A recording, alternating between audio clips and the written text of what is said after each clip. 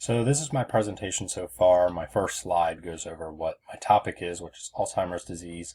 And my topic is a little bit more um, defined, so I feel like this might be a little bit too broad. So that's one question I have. Obviously, it's by me, so I put by myself, and then an image of just the healthy brain compared to that of the severe Alzheimer's. Moving on, I tried to go with a purple and gold color scheme just because those are the colors of Alzheimer's awareness. So I thought it was good with a purple background and gold lettering. So I just threw in 3 quick facts with this image that I found very visually appealing.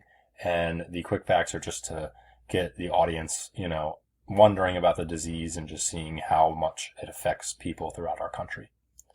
Next, I have this basic image of Alois Alzheimer, who obviously the disease is named after. And I just wanted to keep this slide simple because in my background about him and the disease, it was a little wordy. So I felt like keeping this simple would keep myself to not really, being too wordy when it goes into talking about who he is and how the disease came about. Lastly, I have this slide of imagery with the symptoms, and I feel like it's important to include this just because it helps my audience, visualize while also reading. Didn't want to make it too wordy. That's why I just did little dashes with the words. And these are the symptoms that I feel like most people associate Alzheimer's with.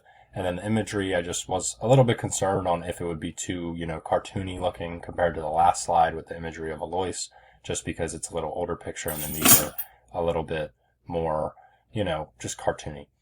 So lastly, I have my sources. My first source is the Alzheimer's Association. There's no author. I think it's just, typically updated yearly. I went down, did a little bit of research. It was updated, this past year in 2024 with statistics, and it just shows a lot of information on Alzheimer's with statistics and obviously just, what it does and how dangerous it can be.